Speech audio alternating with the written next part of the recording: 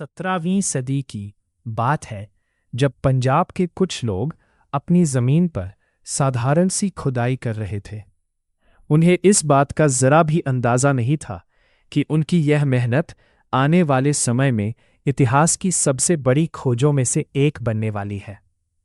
जब मिट्टी हटाई गई तो नीचे से बनी बनाई पकी हुई ईंटें नजर आई।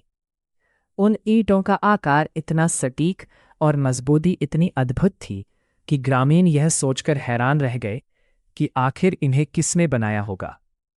उन्होंने इसे भगवान का चमत्कार मान लिया और उन ईंटों का इस्तेमाल अपने घर बनाने में करने लगे। उन्हें यह आभास भी नहीं था कि यह ईंट केवल ईंट नहीं थी, बल्कि एक ऐसे महान युग की गवाही थी जिसने हजारों साल पहले एक समृद्ध और संगठित जीवन जिया था। वक्त का पहिया घूमता रहा। धीरे धीरे लोग इन ईंटों की असली अहमियत भूल गए। फिर आया साल।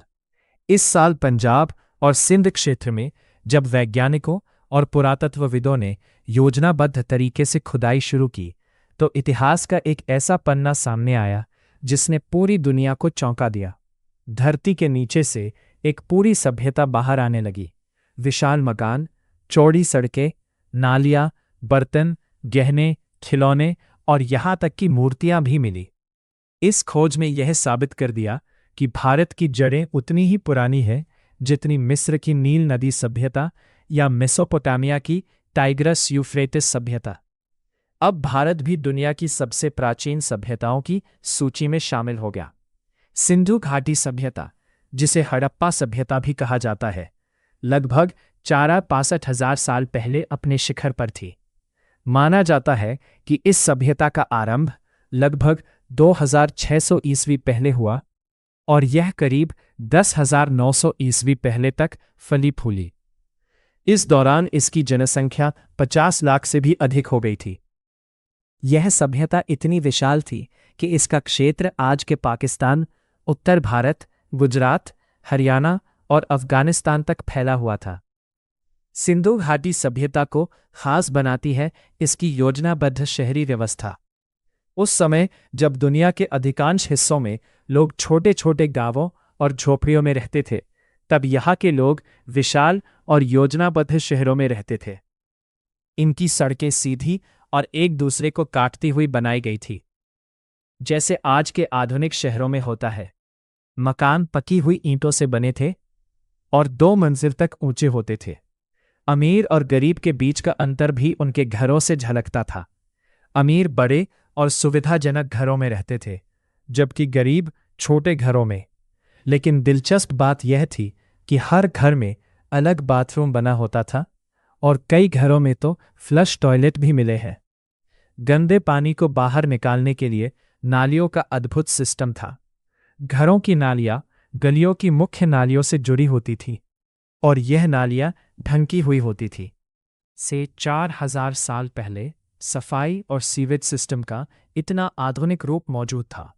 यह बताता है कि उस समय के लोग साफ सफाई और स्वास्थ्य के प्रति कितने सजग थे। इस सभ्यता के 2 सबसे बड़े और प्रसिद्ध शहर थे हड़प्पा और मोहनजोदड़ो। मोहनजोदड़ो का मतलब होता है मृतकों का टीला। इन शहरों में 30 से 400 लोग रहते होंगे। यहाँ अनाज रखने के लिए विशाल भंडार मिले हैं, जिनसे पता चलता है कि अनाज को सुरक्षित रखने की व्यवस्था भी थी। मोहनजोदड़ो का महान स्नानागार आज भी इसकी पहचान है। यह एक बड़ा तालाब था जिसकी सीढ़ियां नीचे जाती थीं। इतिहासकार मानते हैं कि यहाँ धार्मिक अनुष्ठान होते थे या लोग इसे पवित्र स्नान के लिए इस्तेमाल करते थे। गांवों में रहने वाले लोग खेतीबाड़ी और पशुपालन करते थे। वे गेहूं, जौ, कपास और तिलहन उगाते थे। यही नहीं, दुनिया में सबसे पहले कपास की खेती यही की गई थी। शहरों के लोग व्यापार में लगे रहते थे। वे मेसोपोटामिया तक सामान भेजते थे। इस व्यापार में अनाज, कपड़ा, आभूषण और मिट्टी के बर्तन शामिल होते थे। लोग नावों और बैलगाड़ियों का उपयोग करते थे। सिंधु घाटी सभ्यता में पेशों की विविधता देखने को मिलती है। यहाँ सुनार थे जो सोने चांदी के गहने बनाते थे। कुम्हार थे जो सुंदर मिट्टी के बर्तन बनाते थे। कई थे जो लकड़ी का काम करते थे।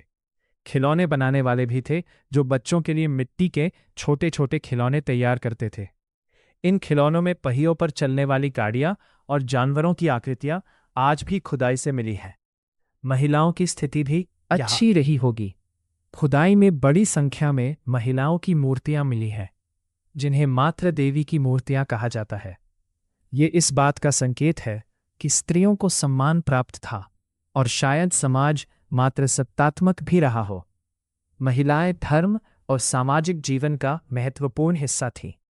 सिंधु घाटी के लोग धार्मिक भी थे। वे मातृ देवी की पूजा करते थे। इसके अलावा वे प्रकृति के तत्वों को भी पवित्र मानते थे, जैसे आग, जल, पेड़ पौधे, सूरज और पशु।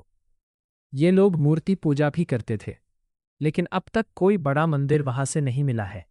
ऐसा माना जाता है कि ये लोग खुले स्थानों या खेतों में पूजा करते थे। अगर ध्यान से देखें तो आज की भारतीय संस्कृति में भी इन मान्यताओं की छाप साफ दिखाई देती है।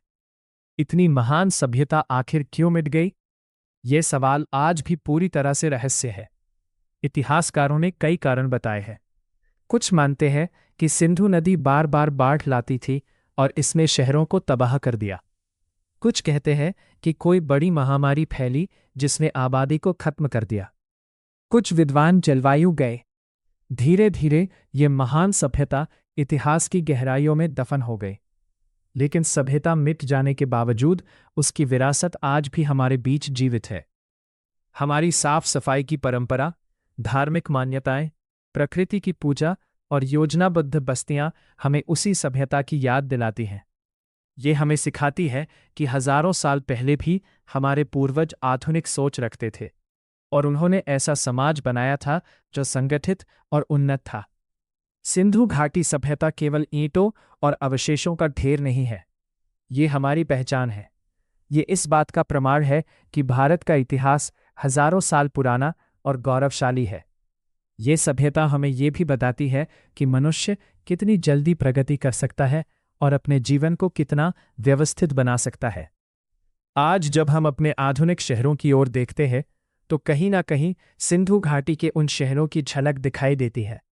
सीधी सड़कों का जाल, सीवेज सिस्टम, बड़े बड़े घर और सार्वजनिक स्थान, ये सब उन्हीं की सोच का परिणाम